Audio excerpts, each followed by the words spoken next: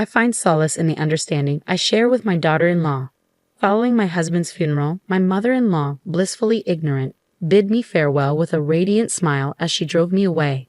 However, the next day, panic painted her face when she visited my parents' house where I sought refuge.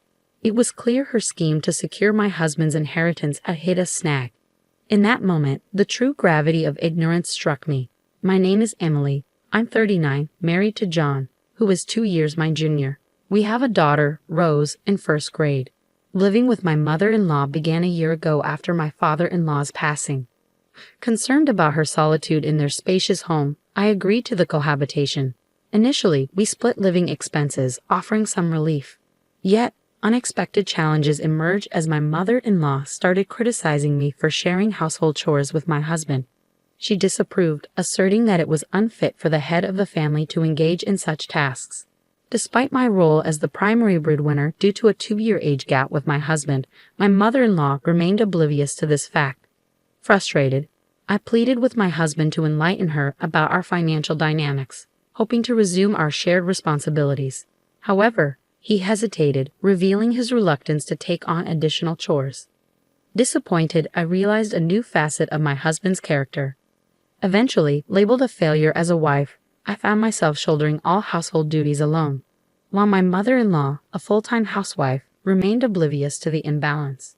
It's almost comical that she isn't fulfilling her role as a housewife, considering she should be sharing the household chores. With my husband now liberated from domestic duties, he started venturing out alone on his days off, donning casual attire despite claiming to be at work. Skepticism gnawed at me, questioning the authenticity of his purported work engagements. Moreover, on weekends, he began frequently checking his smartphone, leaving me curious about what captivated his attention. Despite my interest, he guarded his phone closely, leaving no opportunity for me to investigate. His supposed overtime hours were also inconsistent. He often returned home around the usual time or just an hour later. While suspicions of infidelity lingered, observing his routine on weekdays made me question the validity of such thoughts. A few months later, anomalies in my husband's behavior became more apparent. He had been consistent in contributing his share of living expenses, but now, instead of the customary $670, he was depositing only $600 or sometimes even $540. Perplexed, I confronted him about the financial shortfall, emphasizing my strict principles regarding money matters. With many years of marriage behind us, I expected a straightforward explanation. He nonchalantly attributed it to the company's poor performance, claiming a temporary reduction in his salary, making it challenging to meet the usual contribution. Doubtful, I pressed further, questioning whether financial cutbacks were a guise for unfaithfulness. Surprised, he vehemently denied any such betrayal, citing the presence of our family as a deterrent. While his response seemed sincere, the mystery of his weekend escapades lingered. Frustrated by the lack of clarity, I contemplated hiring a detective agency to unveil the truth. However, before I could take that step, a significant event unfolded a few days later during his work. A call from an unfamiliar number shattered the tranquility of my day. It turned out to be my husband's boss. The voice on the other end, the embodiment of concern, disclosed a distressing truth. John, my husband, had been in a traffic accident during a business errand and his life hung in the balance. The gravity of those words plunged my mind into chaos. The notion of danger to his life left me momentarily paralyzed, but soon reality snapped back. I promptly informed my boss, set aside any ongoing tasks, and rushed to the hospital, fervently wishing for his survival. Upon reaching the hospital, the devastating news awaited me. My husband had succumbed to the impact of a car collision while waiting for a green light at an intersection. Attempting to evade another vehicle that ran a red light, he stood no chance against the force of the collision. His instant demise left me grappling with an overwhelming torrent of responsibilities. Last year, I had experienced the rituals of wake and funeral preparations with the passing of my father-in-law. But then, I had my husband by my side. Now, I faced the daunting task alone. My grief-stricken mother-in-law, lost in a daze, proved incapable of offering assistance. She occasionally wandered away, seemingly seeking solace in places steeped in memories of my husband. The shock of losing both husband and son in rapid succession left her incapacitated. In the face of this tragedy, I resolved to be strong. I had to not only navigate the funeral arrangements but also prepare my daughter Rose for a future without her father. Breaking the news to Rose was an agonizing task. I explained that her father had been involved in a fatal car accident, leaving only the two of us to face the world together. Despite the uncertainty of her understanding, I felt compelled to share this harsh reality with her. As we progressed through the wake, the day of the funeral arrived, ushering in a new wave of emotions. The tension mounted, and I found myself unable to contain the flood of tears. My mother-in-law, seemingly concerned about my emotional state, approached me and uttered something utterly unbelievable.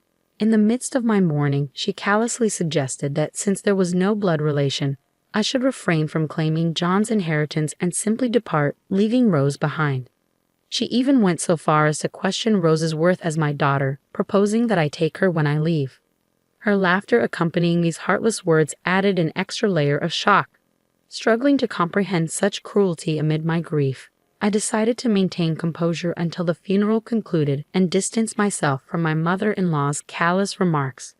Her smirking face lingered in my memory, fueling a desire for some form of retribution. Post-funeral, I meticulously prepared to depart, packing only the essentials for Rose and me. I approached my mother-in-law and declared my renouncement of any claim to John's inheritance, offering it to her without hesitation. Her face lit up with joy at the prospect, expressing relief and gratitude for my supposed understanding. She eagerly agreed, seemingly content with the arrangement, and happily retreated to her room, signaling the end of our association. As we left the house, I couldn't fathom the newfound happiness she exuded. Despite our initial decision to live together due to her loneliness, she now appeared content with our departure. The reasons for her joy remained elusive to me. Upon reaching my parents' house, I recounted the entire ordeal to my father, who was understandably outraged. He condemned my mother-in-law's actions, deeming her concern for inheritance immediately after John's death despicable. Concerned about our financial stability without the inheritance, my father pondered our future. However, I assured him that we would manage without it, having handled expenses on my salary alone for the past month or two. Expressing his concern for Rose's future and the importance of saving, my father generously offered us a place to live. Grateful, I accepted his kindness. Regarding my husband's inheritance, I revealed a document to my father that had recently arrived from my in-law's house. A report titled John's Conduct Investigation. It contained shocking revelations about my husband's true nature. As I spent time at my parents' house on John's bereavement leave, contemplating our next steps, the doorbell incessantly rang. Irritated by the persistent ringing, I opened the door to find my mother-in-law looking pale and agitated. Confused by her sudden change in demeanor, I responded through the intercom, urging her to stop shouting. Her outburst about my knowledge of John's substantial debt disturbed the neighbors. Reluctantly, she acquiesced to a quieter conversation, but her unexpected visit begged the question. What did she want after proclaiming just the day before that we should no longer be in contact? I responded with cold detachment, stating that it concerned John's inheritance and suggested continuing the conversation inside. However, my mother intervened, adamantly refusing entry to someone who had callously told my grieving daughter to leave during a funeral. Concerned about shielding Rose from the discussion, I concurred with my mother's decision. Unyielding, my mother-in-law insisted on finding an alternative, leading us to agree to talk at a nearby cafe. Once at the restaurant, my mother-in-law wasted no time delving into the discussion. She accused me of leaving the house easily because I knew John was drowning in debt. I confirmed her suspicion, citing John's weekend work claims, perpetual smartphone proximity, and his sudden halt in contributing to living expenses as red flags. To clarify, I hired a detective agency that revealed his gambling addiction and mounting debts, information I learned just 2 days prior. Addressing her concern about my tears at the funeral, I admitted genuine sorrow for the loss but acknowledged that, considering everything, leaving was the right decision. Intrigued, she questioned the total amount of John's debt.